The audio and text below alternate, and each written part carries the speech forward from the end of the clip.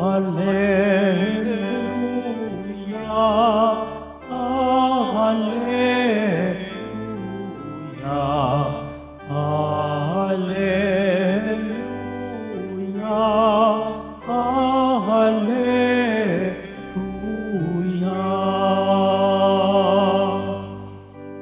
Ang tao ay nabubuhay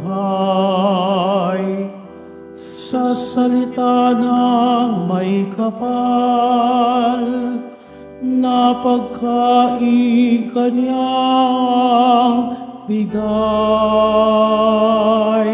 Hallelujah, Hallelujah, Hallelujah, Hallelujah.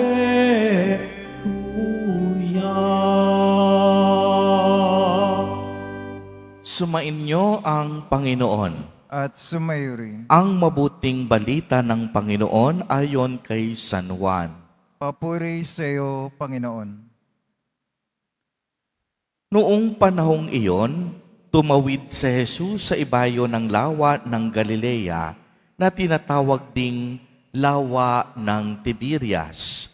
Sinundan siya ng napakaraming tao sapagkat nakita nila ang mga kababalaghang ginawa niya sa pagpapagaling sa mga may sakit. Umahon si Jesus sa burol kasama ang kaniyang mga alagad at naupo roon. Malapit na noon ang pista ng Paskwa ng mga Hudyo. Tumanaw si Jesus at nakita niyang dumarating ang napakaraming tao. Tinanong niya si Felipe, "Saan tayo bibili ng tinapay upang makakain ang mga taong ito?" Sinabi niya ito para subukin si Felipe, sapagkat alam ni Jesus ang kaniyang gagawin. Sumagot si Felipe, "Kahit na po halagang 200 denaryong tinapay ang bilhin, hindi sasapat para makakain ng tigkakaunti ang mga tao." Sinabi ng isa sa kaniyang mga alagad, si Andres, na kapatid ni Simon Pedro, "Mayroon po ritong isang batang lalaki na may dalang 5 tinapay na sebada at 2 isda. Ngunit gaano na ito sa ganyang karaming tao? Paupuin ninyo sila," wika ni Jesus. Madamo sa lugar na iyon, umupo ang lahat.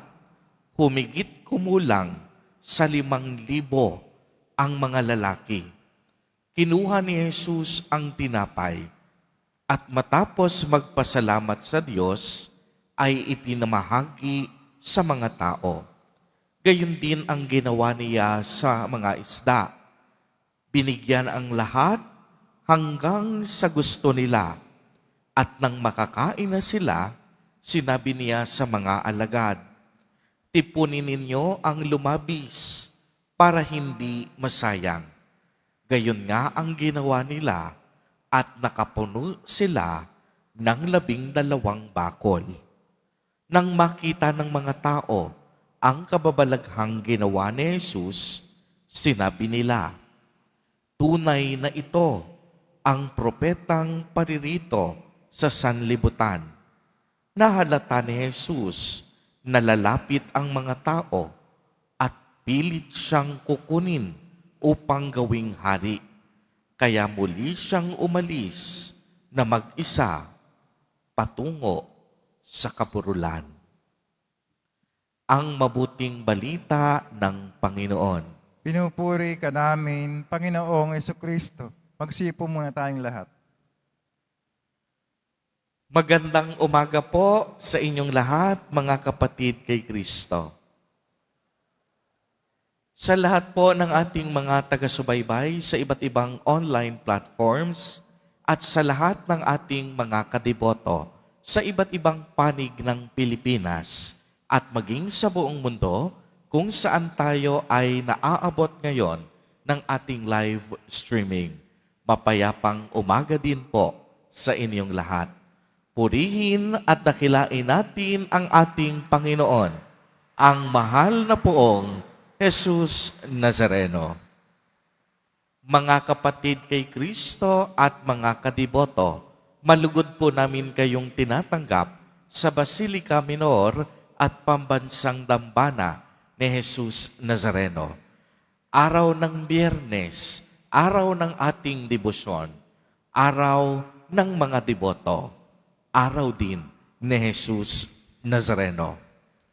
Maliwanag pong narinig natin sa ating ebanghelyo ang kababalaghan ng pagpapakain sa maraming tao.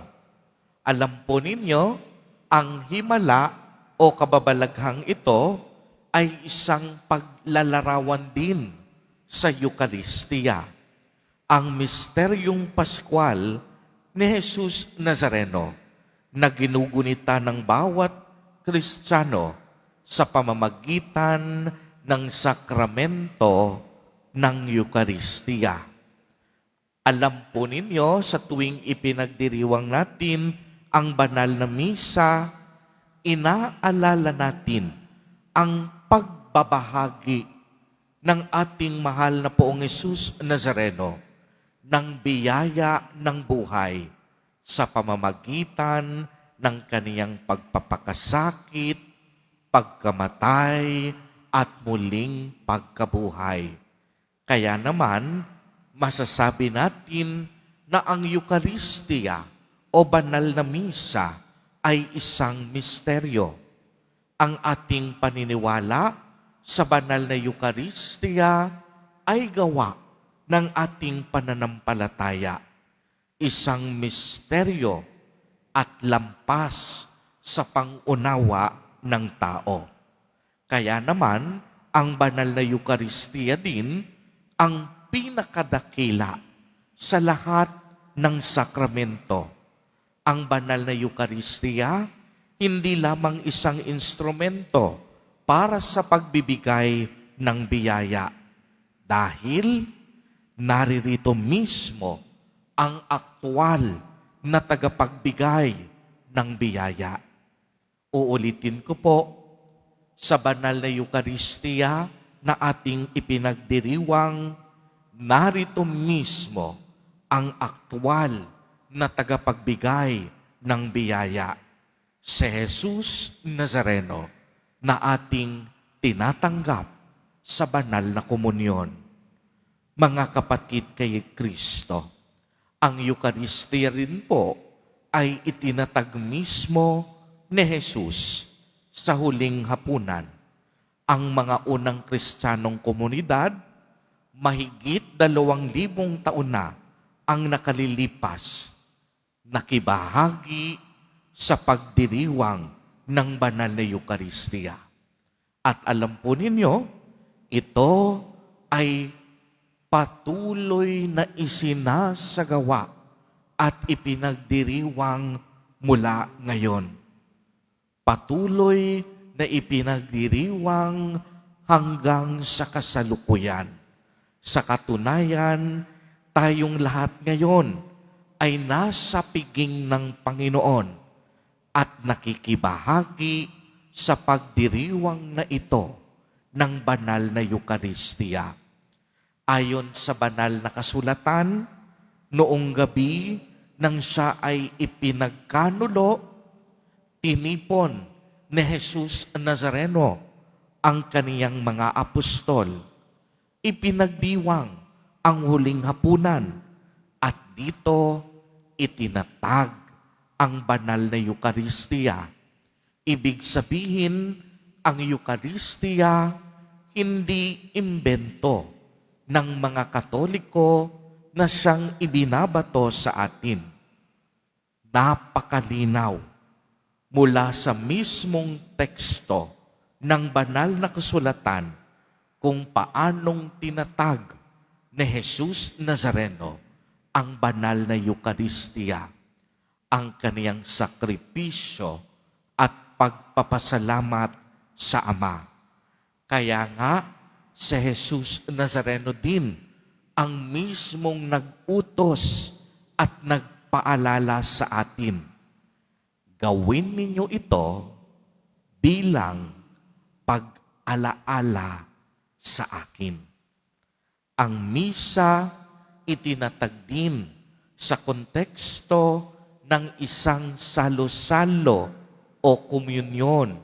Kaya nga, sinasabi natin, tayo ay nasa banal na piging handaan ng Panginoon dahil tayo ay sama-samang nagdiriwang ng ating kaligtasan.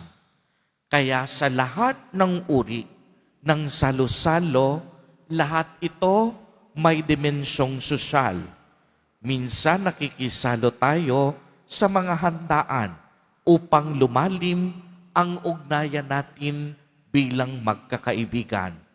Si Jesus Nazareno, pagmasdan ninyo, nakisalo rin sa iba't ibang tao, matuwid man o makasalanan. Hindi siya namili ng pakikisamahan. Kaya nga ang misa bilang isang salo-salo ay may malalim na kahulugan sa salitang komunyon. Una, nais ng Diyos na makaisang buhay at makipagkaibigan sa bawat tao. Ikalawa, nais niyang ang mga nakikisalo, magkaisa at maging magkakaibigan, tayong lahat na dumudulog sa hapag ng Eucharistia.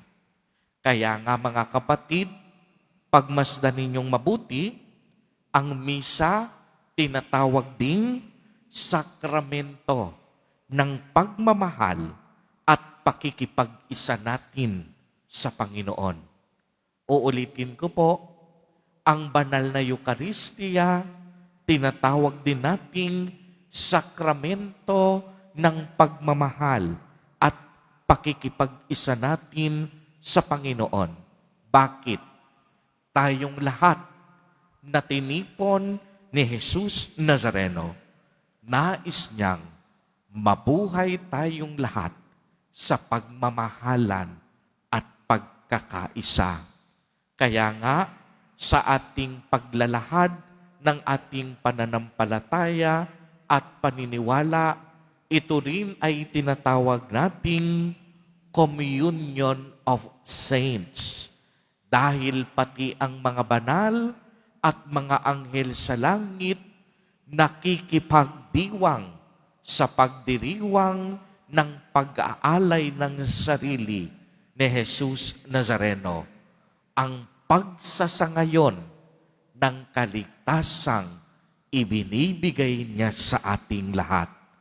Kaya nga sa banal na misang ito, tayong lahat ay umaalala at nagpapaalala. Inaalala natin ang mapagmahal na sakripisyong ginawa ni Jesus Nazareno alang-alang sa ating kaligtasan. At ipinapaalala rin naman sa atin na sa bawat isa, tularan natin ang kaniyang ginawa. Dapat marunong din tayong magmahal at magbahagi gaya ng ginawa ni Jesus Nazareno. Ibahagi natin ang ating buhay para sa ating kapwa upang ang mga taong hindi pa nakakakilala kay Kristo, upang ang mga mahihirap at mas higit nangangailangan, sila rin makaranas ng buhay mula sa ating Panginoon. Amen. Amen. Purihin at dakilain natin ang ating Panginoon, ang mahal na poong Jesus Nazareno.